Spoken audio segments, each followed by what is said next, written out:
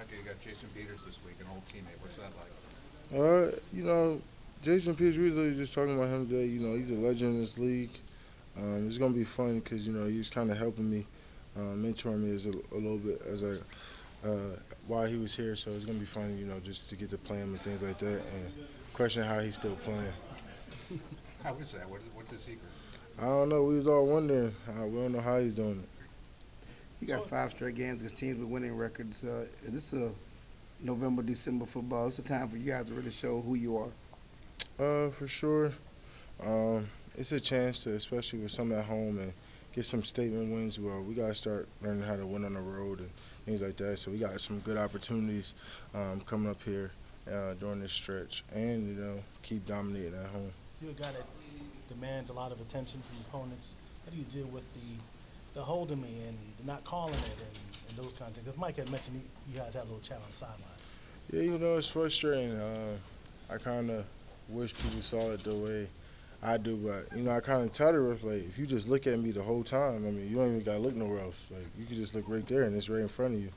Um, it's definitely frustrating, and it kind of gets me an emotional side because I'm competing and I'm daring to be great, and I'm challenging these guys, and I know I'm getting the best of them, and it may not show up the way I want it to show up. So that definitely bothers me, but I'm working on it.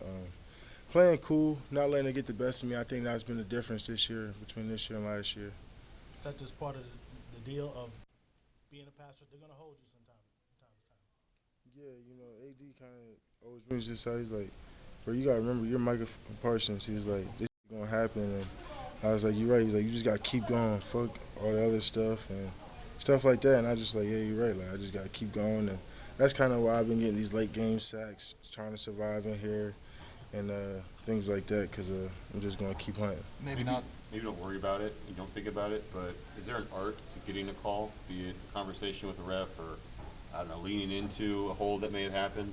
I don't know. I'm not into the flopping business. I'm not into the dramatics, man. I'm into I just want to kill this guy. Like, whether you got to hold me, whether you're going to see it, whether there's going to be another play, there's going to be another opportunity. You just got to know when to take them. So I'm not going to learn how to be like these basketball players and quarterbacks where I just flail to the ground because some guy's holding me, and then I can miss the sack because I'm flailing to the ground.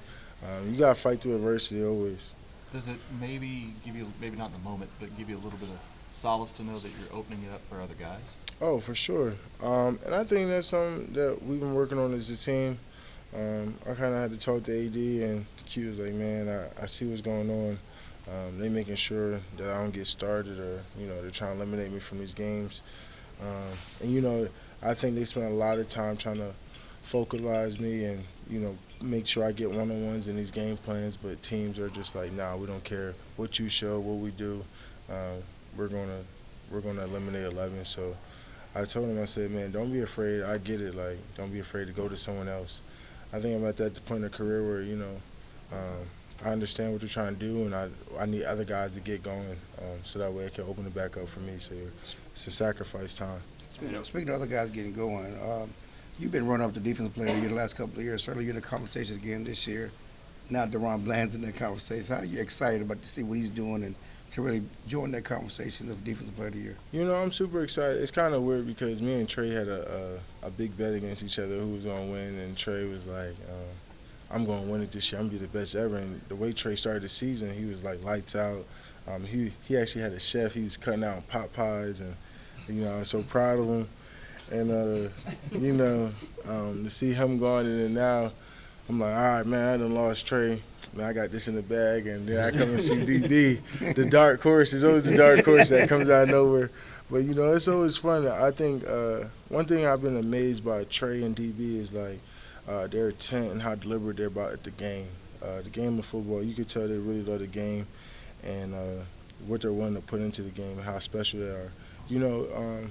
I think there's a lot of greatness on this team, and when you get to witness greatness and things that haven't been done before, and I think that kind of triumphs any type of personal or small goals you have in mind, because this is stuff that's never been done before. So I'm still amazed by their greatness. I'm just taking it in. I always say I love greatness around any sport and every sport. So right now I'm amazed about DB, and I'm kind of all DB right now, you know. Dak Prescott's about to become a dad in March. What's your best piece of advice for him? For Dak, you know, here we go.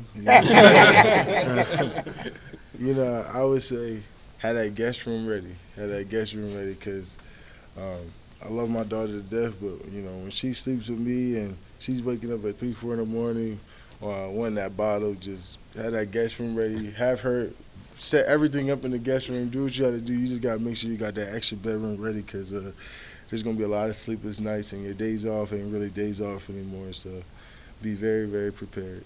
All right, thank you. Thanks, Mike.